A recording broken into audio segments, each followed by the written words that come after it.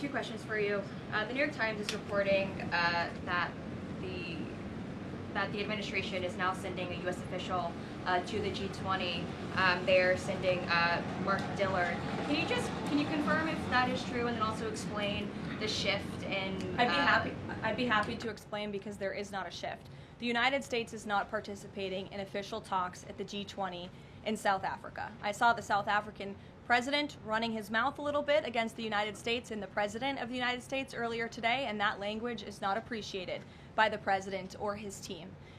The ambassador, or the representative of the embassy in South Africa, is simply there to recognize that the United States will be the host of the G20. They are receiving that send-off at the end of the event. They are not there to participate in official talks, despite what the South African president is falsely claiming. On Ukraine, there have been reports that President Zelensky said, he's looking to look at the plan. That there's been reports about the Trump administration proposing a plan. Can you just give an update on where Russia-Ukraine stands, and does the president plan to speak with Zelensky anytime soon, or when can you expect that? So I'm happy to provide an update. I've seen quite a bit of reporting on the latest with Russia-Ukraine, so let me clarify and give you guys the truth on where it currently stands. President Trump has made it very clear since day one, and even on the campaign trail, that he wants to see this war come to an end. He has grown increasingly frustrated with both sides of this war, Russia and Ukraine alike, for their refusal to commit to a peace agreement. But nevertheless, the president and his national security team are steadfast in seeing this war come to an end, to end the killing and deliver on the president's promise. Special Envoy Witkoff, Marco Rubio, have been working on a plan quietly for about the last month.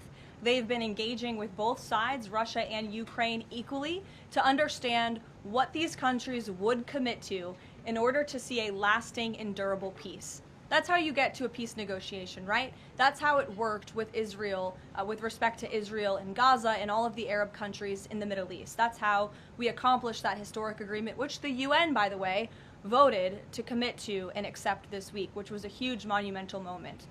So they have been engaged with both sides, and these talks are continuing. As always, I'm not going to litigate the details of this plan, as it's ongoing and it's in flux, but the president supports this plan. It's a good plan for both Russia and Ukraine, and we believe that it should be acceptable to both sides, and we're working very hard to get it done. And I'll also add, I know Secretary Driscoll did meet with President Zelensky today. We spoke with him. He was very optimistic following that meeting. And so, again, we are having good conversations with both sides with respect to ending this war.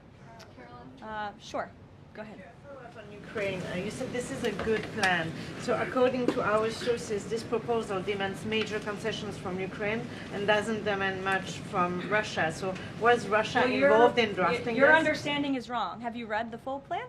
You haven't. Sources says. Yes. So if you can give details, You've read reporting from one side of the war, and so I want you to understand that the administration has talked equally with both sides. You have seen President Trump engage directly with both President Putin and President Zelensky. Likewise, his national security team has as well. In fact, Special Envoy Witkoff and Secretary Rubio met with some of the Ukrainians just in the past week to discuss this very plan. And so just like you saw with respect to Israel and Gaza, we are hearing out both sides of this war to understand what can you commit to end the war. And that's ultimately how we are going to get to an agreeable solution. That's what the president has directed of his team.